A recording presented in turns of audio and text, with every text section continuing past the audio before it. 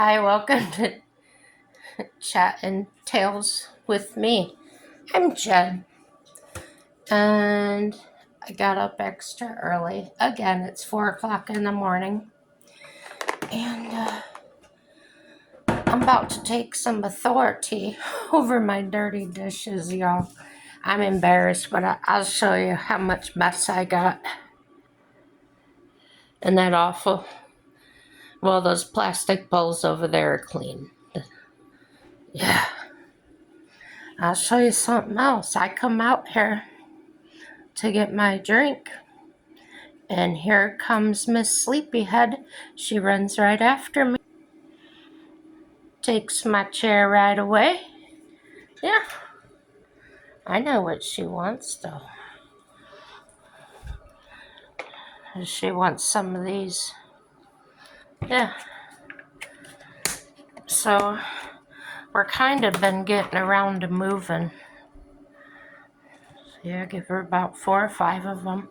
You better get down off the chair. Come on. Okay, and she's got a little trick if she's in the mood to do it. Here, Natty. Come on, wanna do your trick? Wanna do your trick? There she goes. Oops, she dropped it. Want to do it again? Oh, she must have lost track of it. No, we'll find it in a minute. Here's another one. Your trick? Oh, she's on a mission. She can't let it go. Come on, do your trick. She's worried about that one on the floor. There you go, baby. Well, let's look around and see if we can find it. I thought you ate it.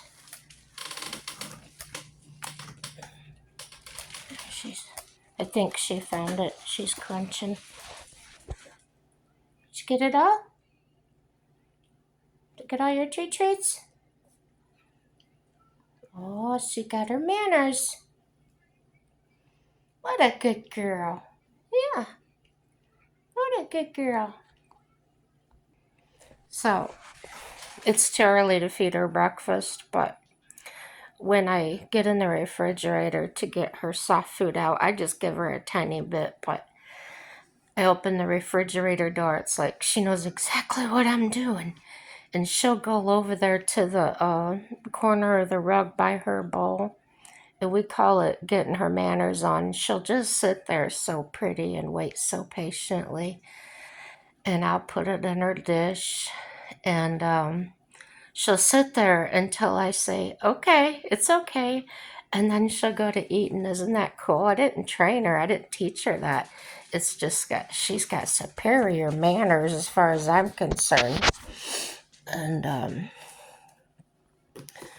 when we come home from being out somewhere, she misses us so bad. She misses us so bad that she greets us at the door. And she really wants me to sit down because her favorite thing is to jump up here, and rub on my cheek and my glasses. She's so adorable. And if we've been gone, like when we had to stay in Grand Forks overnight, I come home the next day and she's all sniffing our bags and yeah. And where have you been? And she'll meow. She'll meow at Mike, but she's not really vocal with me. I get the sit down and stare, sometimes with the head cocked sideways. I told Mike that's because I pay attention. I listen to her silent. She thinks it's breakfast. She's gonna, well, here. That's where she sits by her food dish. It's not breakfast time yet. Nope. That's what she does. I think because I watch body language and that, and I look at her quite often, I just catch little communications or something. But, excuse me. Excuse me. It's not time. I say, excuse me, and she moves. Such a cool cat.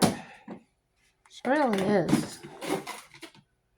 Mike bought me this new ice machine. Isn't it cool? But it gives those little ice cubes. So if I'm drinking without a straw, which I normally do, I get a mouthful of ice, which is nice, unless you don't like that. But I've got another smaller ice machine that makes like dome-shaped cubes. But doggone it, they melt so fast. And I thought these would melt fast because they're even smaller, but they don't. Weird. Hey, you know better. You don't do that.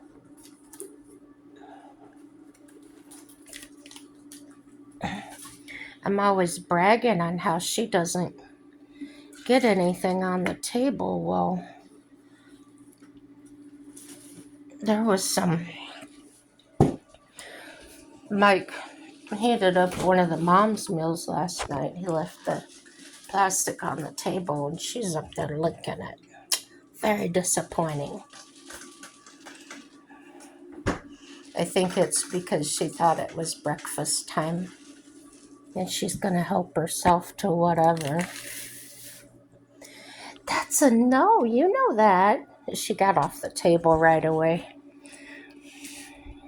She's like, no, I'm not supposed to do that.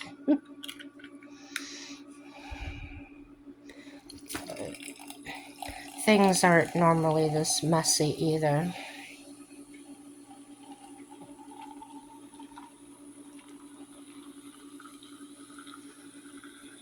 I had a little bit of a disappointment.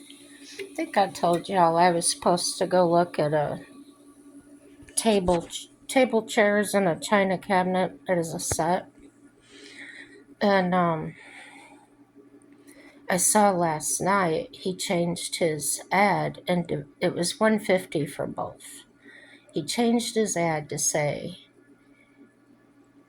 one was $100 and the other one was another $100. Okay. And this was after we had set up for us to go look at it today. Because I knew I was going swimming. I knew I was meeting the lady with the apples. So after all that, I sent him a message asking him the address where we can come see it at. He messages me back, oh, I've got a guy coming to pick it up after it's done raining. I responded, whatever. Like, dude, you should have let me know. What if I had made just that special trip to get there? That's all I said was whatever, and I left it at that. Word to the wise. Now, I know there's a lot of people that won't show up to see what you got. I understand that. But all it takes is a message. Are you still coming? If they don't respond, then they're not coming. But, yeah. I can always find something to gripe about, can't you? Shoot. Tell me where you're all from. What state you're in. You don't have to give me the city. or country. I think there was a couple subscribers that were not in this country. It's been a while since I checked those analytics, whatever you call them. So Bubba has to go to the Ford doctor today. Bubba's my Ford Explorer. Okay. 2013. He's kind of old, but he's trusty. And everything I've had to take him in for has not been a major thing. It's been a little bit of this, a little bit of that. The last thing I had done was the front ball joints. Anyway, or bearings, I'm sorry. Front bearings. So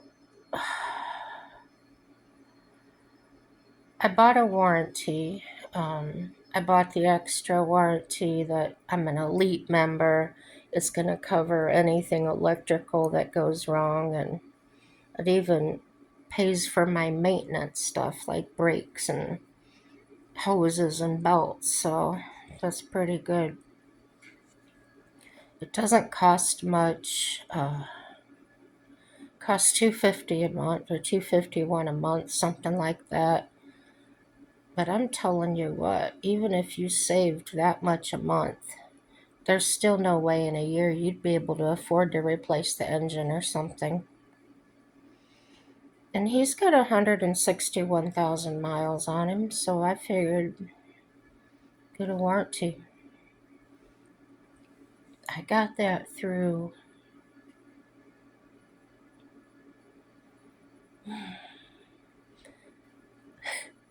It starts with an E, but Esurance keeps popping in my mind, and that's absolutely not it. Holy smokes. Anyway, I'm driving down the road, and if you've got a touch screen, mine makes a noise when you touch it, right? I'm going down the road, and all of a sudden it's making that noise, like beep, beep, beep, beep, beep. And I'm trying to shut it off, and it's not shutting off. It's my, it's like the heat control, the climate control. So I'm like, what the heck? Do I got a short in there or something? And I learned that by pushing on the front of it by the radio knob, it stops. I also noticed that the engine's kind of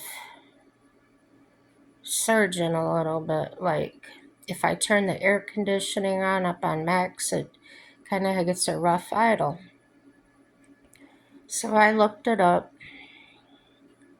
on Ford.com or whatever, and come to find out there's a computer that runs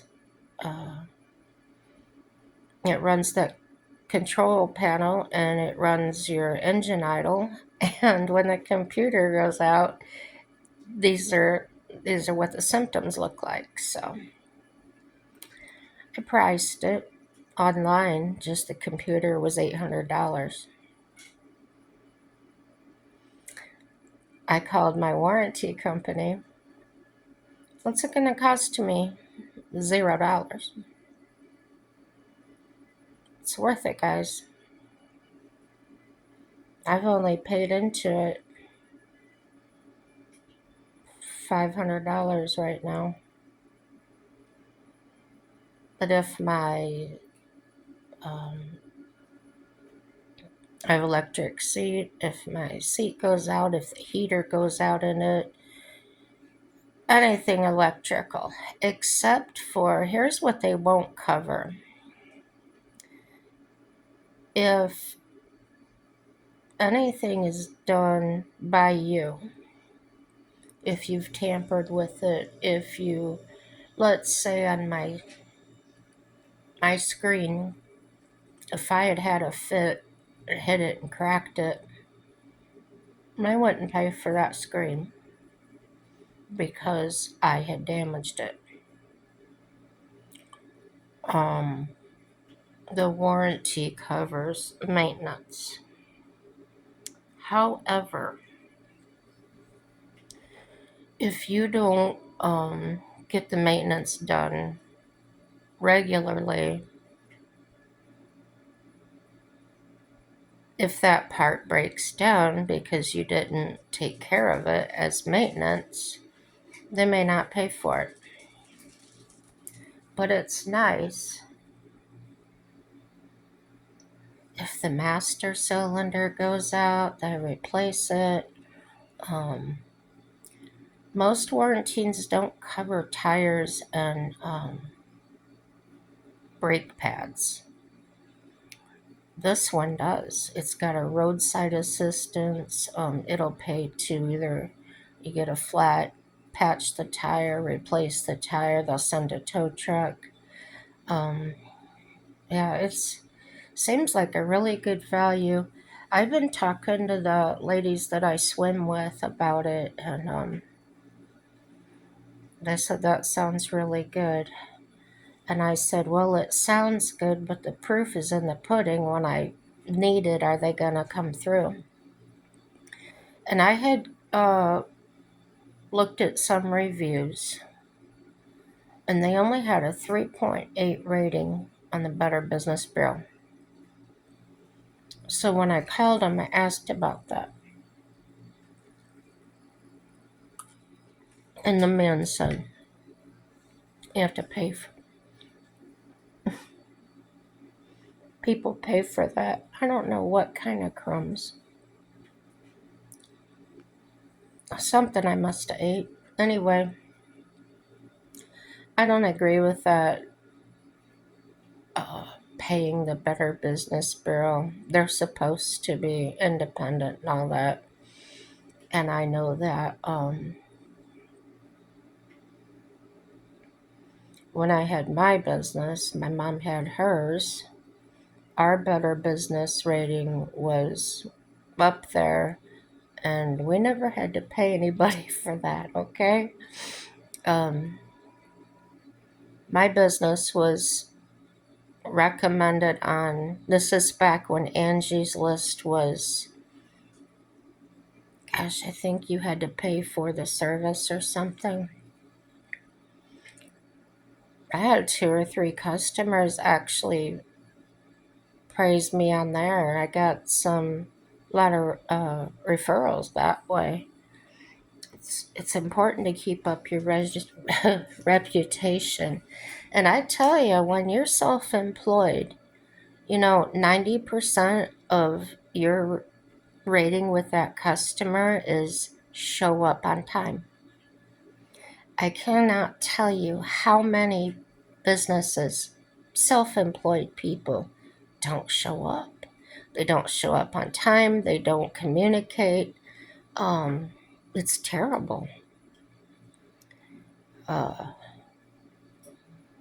Now, I do know we recently had our Wi-Fi put in here. That man was on time. Actually, like 2, 3 minutes before time. So, to me, I'll give him a good review. I don't want to wait. And if you tell me you're going to be here at 3 o'clock, I'm expecting you up to 15 minutes before 3 o'clock. A quarter till, I start looking for you. If 3 o'clock hits and you're nowhere in sight, probably not going to open my door for you because you haven't called me. Now, if I get a phone call, the guy says, or the woman says, hey, I'm running a few minutes late, is that okay? I got no problem with that. I know that I had some times where, the kind of job I did too, it wasn't a set time as far as how long it was going to take. Sometimes I ended up having to take a door panel off, or I had to, something took a little longer, and then I would, just call my customer and either change the appointment time schedule it for another day. And I didn't get any gripes. I really didn't. It was pretty cool. You're in customer service. Truly go above and beyond what the person expects. Um, and no matter what kind of people you have, there's always going to be one that's not satisfied. I know I had an impossible customer come in that a lot of you would have called a Karen. I don't agree with calling people a name like that. But she bought a roast. I worked in a deli, and she wanted me to slice it for her because I worked a meat slicer for deli meat. And this was towards the closing time, and I explained to her, you'll have to take it home and cook it and then bring it back. I cannot cut raw meat on my slicer. And she lied. She said, "Oh, they do it all the time." And I was new, but I'm not stupid. But she was trying to take advantage of the fact that I was new there and thought she could get that over on me. Well, I explained to her it's a health department thing. I cannot cut raw meat on the slicer that I cut cooked meat on. So you'll have to take it home and cook it and bring it back, and then I'll slice it for you. So the next night, she brings her cooked roast back, and I don't know why she didn't bring it during the day. Well, I was about to find out. She brings it to me in a bowl in a bag, and I said, okay, well, I'll set this in the cooler so the meat guy can cut it up for you in the morning.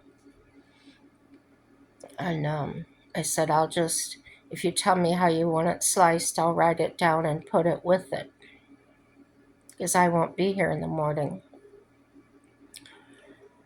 Well, everything I said was a huge inconvenience to her.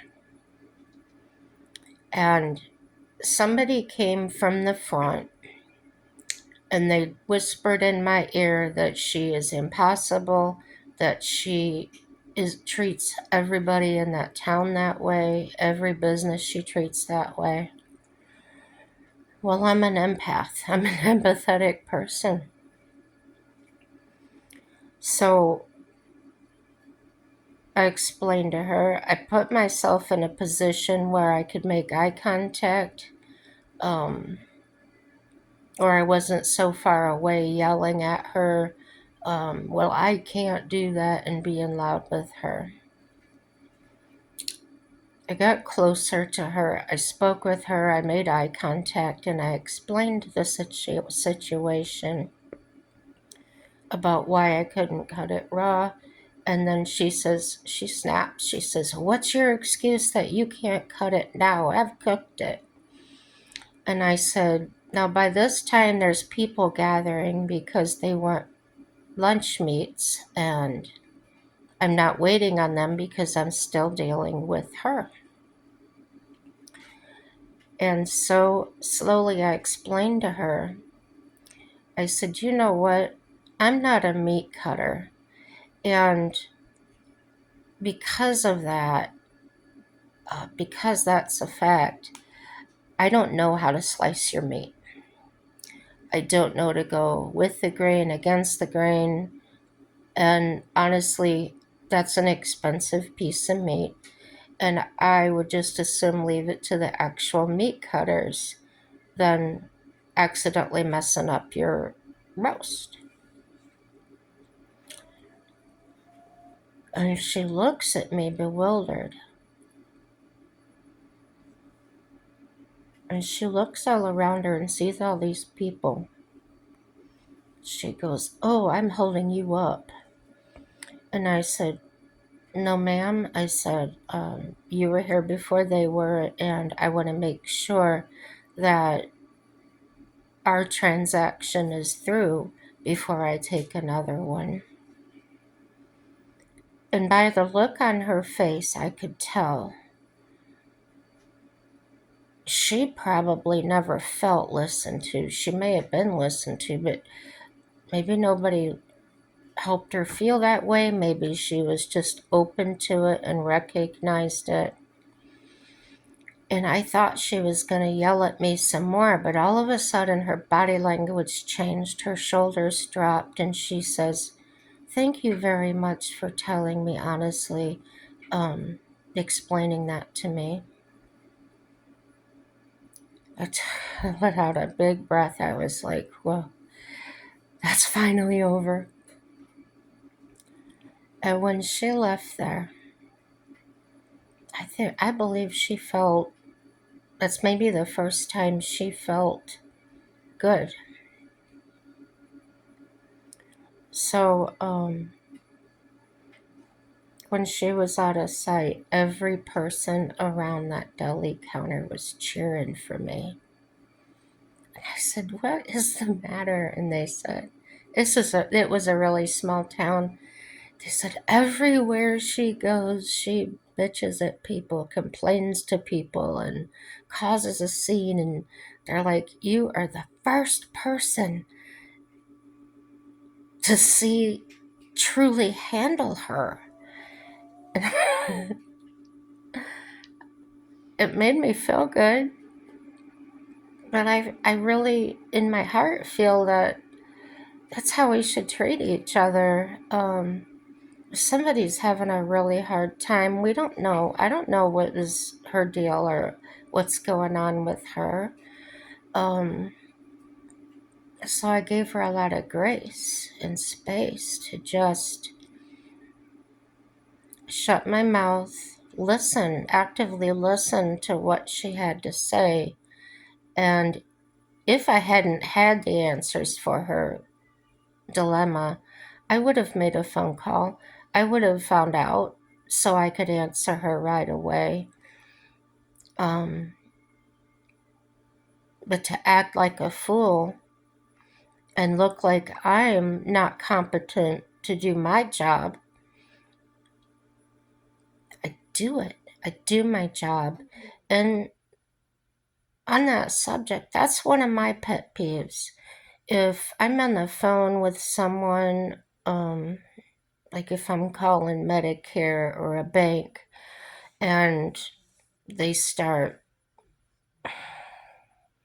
they give me a quick answer and they're ready to get off the phone or something, I'm basically done with them.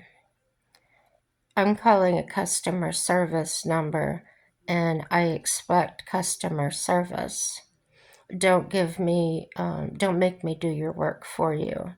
Evidently, I called you because I needed assistance, and don't come back at me and say, well, that's your problem, or, you know, obviously it's my problem or I wouldn't have called you.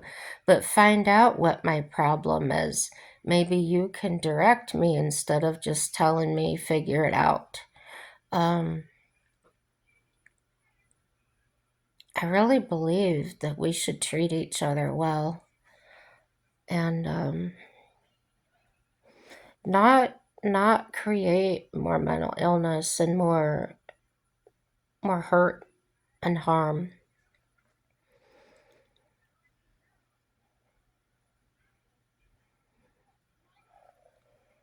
I think if I think most people would care. Go to a doctor's office when I went to Grand Forks and I was checking in. It was my follow-up appointment when I had my knee done. The person behind the counter was a young girl. And I says, well, I need to make an appointment for this other thing. And it's for my cardiologist, she says. Well, that's almost a year out. And I said, Well, I know he's very good at what he does. I understand he's very popular and in high demand. So go ahead and make that appointment and then mark me as if there's an earlier appointment that opens up, please call me. And I waited the whole entire 8 months. And he comes to the town that I shop at. So it's not too far for me to drive. And his nurse comes with him from Grand Forks. And we were talking, and I told her how long it took me to get in. And she blew a gasket. She says, "That should never happen." She said, "I'll tell you what, from now on." She said, "Don't go through them scheduling people." Here's what immediately comes to my mind. If I can call the nurse directly, why are they paying these schedules to not do their job?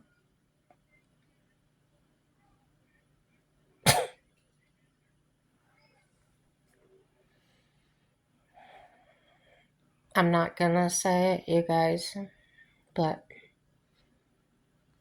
didn't they fire some federal people for not doing their job? Makes sense.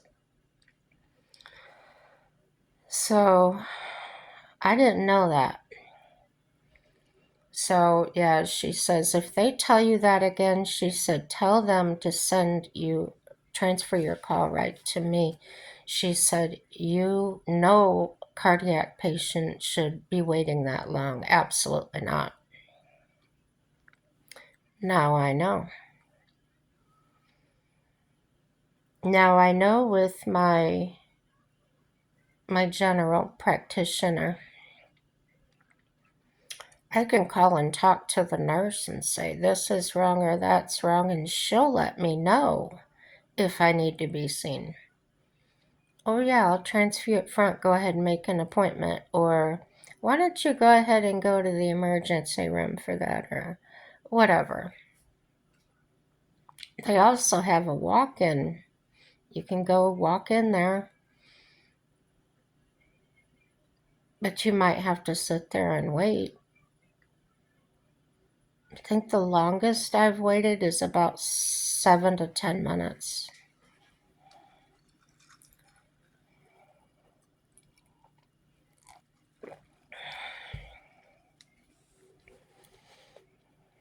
I just went in there for like a bandage change on my knee, little stuff like that.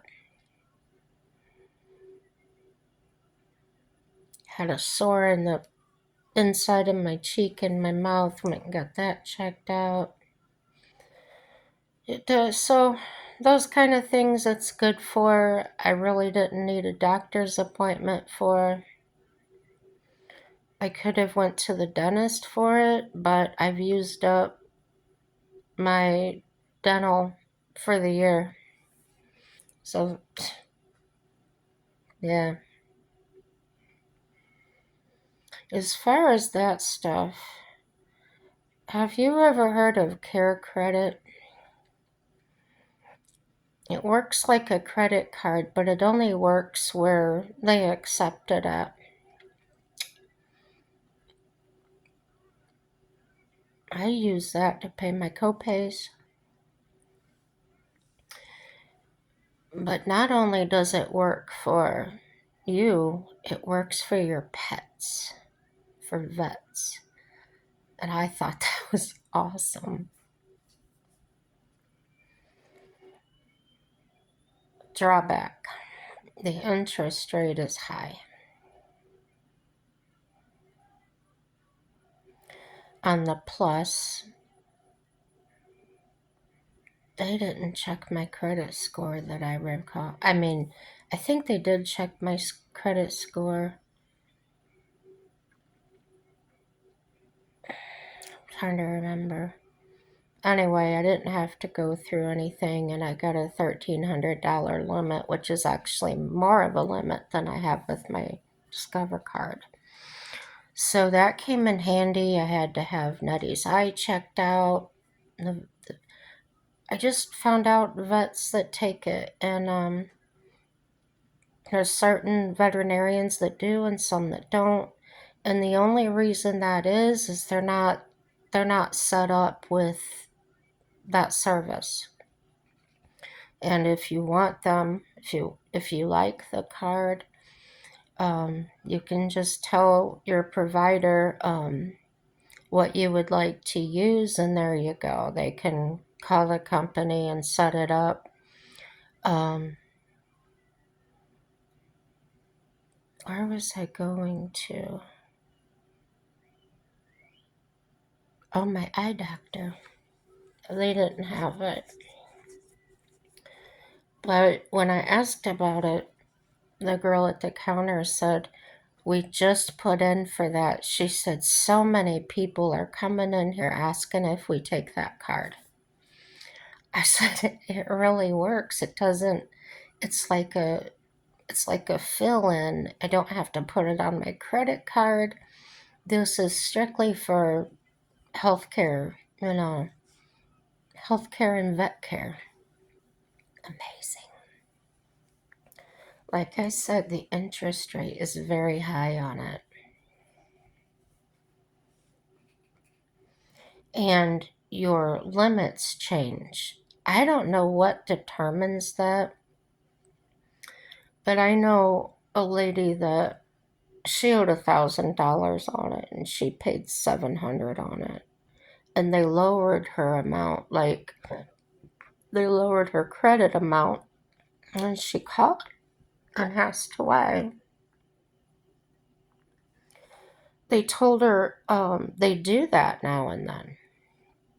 So the only thing I can think of, and this is going back to my payday loan days when I was running a payday loan place, um, the amount we could lend or put out was based upon our buybacks, part of it. Like we couldn't really have too much money sitting out there. Um, if it was a well qualified customer, they'd get the maximum. If it was one that I had to go to their work or I had to go to their house and drag them in to make their payment, and I always got their payment, but they made me work for it like that, I lowered their amount. You can only take out this much. And that's because the debt or the money sitting out there on the street, and that was my job, throw the money out in the street and bring it back in. I wanted to keep that, what do you call it? I wanted to keep that number low, the dollar amounts low, that I had sitting out there, especially on the buyback amount. Um, so, what I was wondering is if the Care Credit sort of uses something like that where they have regulations, they can only have so much money sitting out. That's the thing that would make sense to me. I know banks do that too. Gone into the bank for a loan and they're like, well, we can only lend this much. And for the month, I think they went monthly. We're kind of maxed out for the month or something like that, but we can do this much. And I used to think that that was personal. I used to think, oh, they just don't trust me. But I talked to a lady that I befriended at the bank. She's actually a loan officer that's loaned us money before. And she said they go by your debt to income ratio. Now, this is a credit union. She said, but it also depends on how many loans we've done this month. So, something about a risk factor, like if they, I don't know, but I'm sure you understand it better than I do. Um, yeah. I'm just rattling on to you guys, but hey, that's what I do. So yeah, I gotta take Bubba in at 8 o'clock in the morning. A couple hours from now. It's only 4:40. Oh yeah, 40-minute video. Um, so from what I read, I'm going back to that computer sets down on the floor in that enclosed space behind your radio dash and all that. And that I saw a picture of it. It's just a little thing with a flat wire coming out of it. But it said that computer is what tells your engine how to idle. Isn't that? It's like, wow, you got to rely on that $800 computer for your vehicle to run. It's crazy. So happy I won't be having to pay for that. And I got to get the oil changed. I don't have it done at Ford. Sorry, Ford. But yeah, with that warranty, you have to call them before you get your oil changed. I know that the salesperson told me, customer service person, he went above and beyond. I really appreciated him. He is the one that sold me. He answered so many questions, and he went above and beyond to answer questions that other people have had, just to give me FYI. But he'd also been with this company over 10 years, so he's seen a lot. And one of the things he told me was there was a guy that went and had his oil changed, and he left there and he called and said, okay, when do I get reimbursed? They don't work that way. So the place I go is a mom and pop shop, and when I get there, I have to call them. And they can talk to the mechanic, that get all that straightened out, and they pay them. Yeah, my oil changes are $80. That's a lot of money.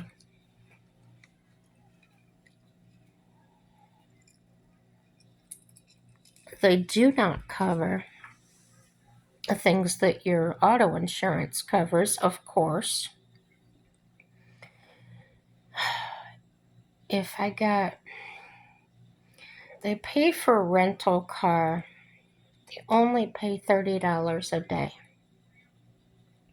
But if the rental car was $80 a day, you'd only have to pay $50. What else is just, oh, the tow truck, they have a set amount that they'll pay. He also told me that if you go to a mechanic and see, like I did, I told you about Ford wanted $1,600 for it or whatever it was, and I went over to this other place and it was half the cost. The way this warranty works is whatever the job bills out at, according to the regulations, they pay the full amount. So if I bill was $4,000 and another guy told me, oh, I can do it for $2,000, they'll still pay him the $4,000. So, of course, don't cheat them. Don't write your ticket up for less and then split the money. It doesn't work that way because the payment goes directly to them. Yeah, out of pocket. You don't have any out of pocket. You're just paying for your plan. Now, I'm on the elite plan. It's above the basic plan, but it's not the high end one. That one was out of my budget. The low end one was $140 a month. And that did not cover wiring harnesses, belt failure, your power seats, brake. It didn't cover the maintenance. And to me, if I'm gonna have a warranty, I'm gonna get get all that. I want my $250 a month to be paying for stuff. They will purchase one pair of wiper blades for you per year, I think. There is a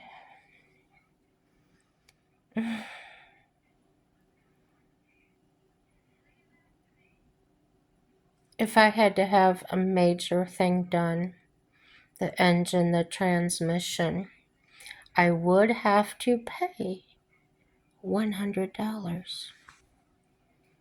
Gladly. I would gladly pay that.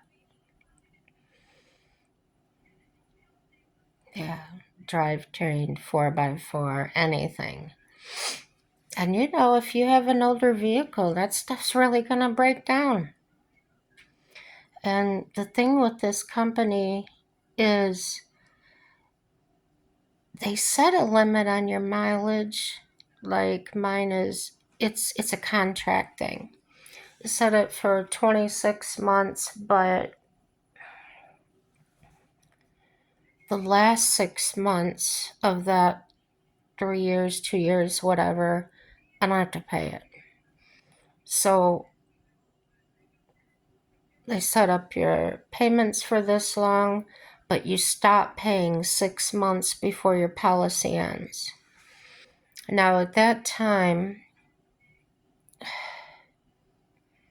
I think it's fair. Let's say my end date's February, okay?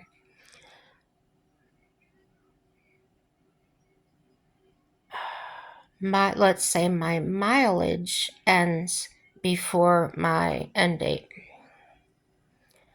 All I have to do is call them, up my mileage, and your rate doesn't go up. So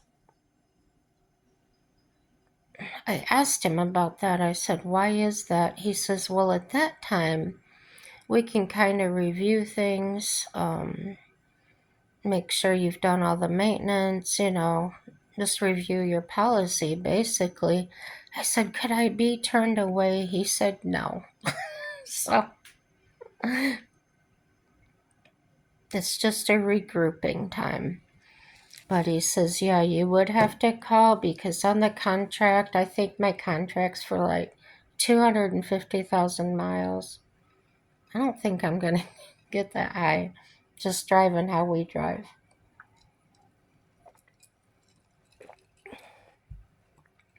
But it's nice to know. He said, yeah, we've got cars and trucks on here over 300,000 miles. I said, really? He says, yeah. I said, and you pay for engines and whatever? He said, yeah. As long as you make your premium every month. I thought that was incredible. It could really help me drive this car longer. But I just got the indicator. My battery's gonna die. So I will let you all go. Like, share, subscribe. Everything's gonna work out for our good. Have a happy day. Bye-bye.